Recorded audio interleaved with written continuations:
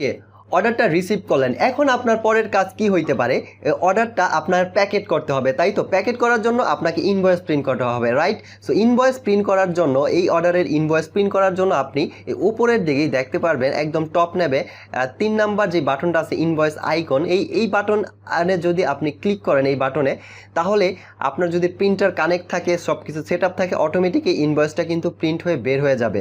আর ইনভয়েসের মধ্যে দেখেন কি কি আছে, কি কি থাকবে। এই ইনভয়েস দেখলে আপনি বুঝতে পারবেন। এই সাইডে আপনার কোম্পানির উপরে একদম কোম্পানির লোগো থাকবে ইনভয়েসে, আর এই রাইট সাইডে আপনার এই ইনভয়েসের একটা বারকোড সহ ইনভয়েস নাম্বারটা থাকবে, বারকোডটা অটোমেটিক জেনারেট হবে। তারপর এই সাইডে আপনার কাস্টমার ইনফরমেশন থাকবে, অর্ডারটা কখন প্লেস করছে সেই ইনফরমেশন থাকবে, কাস্টমারের নাম, মোবাইল নাম্বার এবং ডেলিভারি অ্যাড্রেস থাকবে। আর এখানে আপনার কোম্পানির অ্যাড্রেস ইনফরমেশন থাকবে।